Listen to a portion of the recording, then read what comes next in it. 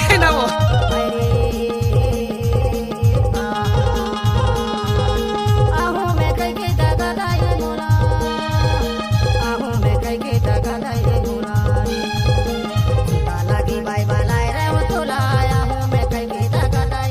नाम का है डीजे दशरथ परस्पर डोला वाले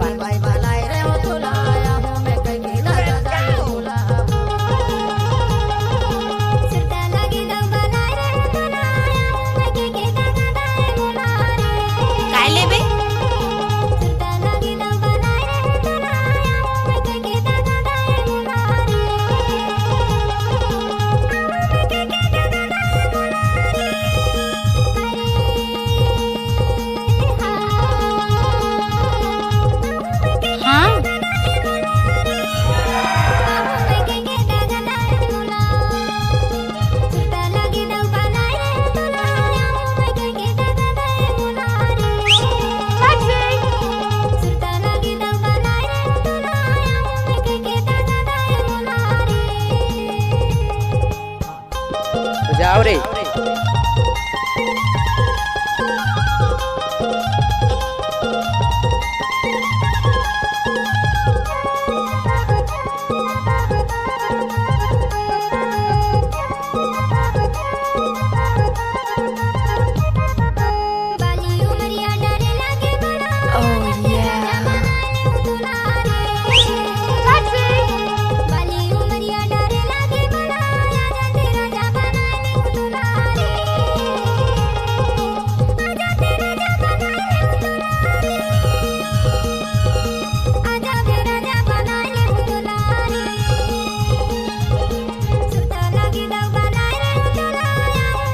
अब आएगा असली मजा।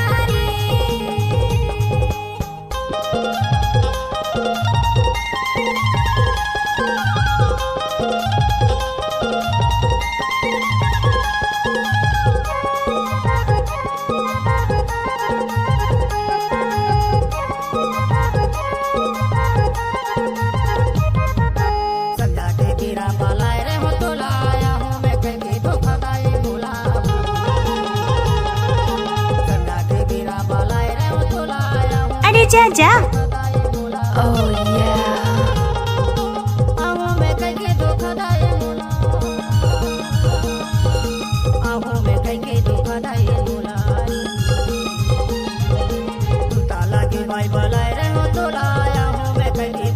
मुझे तुमसे प्यार हो गया। अरे नहीं मैडम, बाहर में गया प्यार व्यार, ये लव के कैरेक्टर में अपन सूट नहीं करता है।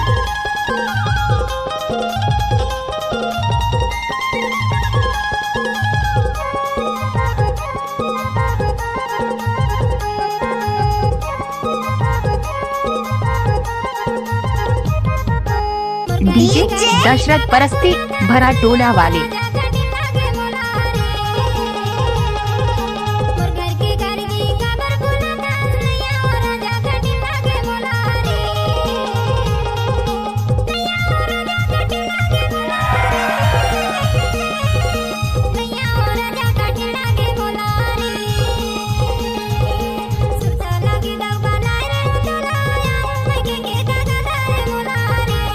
बाकी सब मैं देख लूँ यार।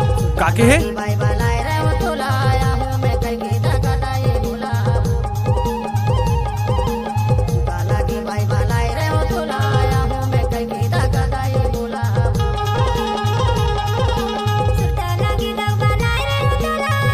आप सभी का दिल से स्वागत करता है दशरथ भाई।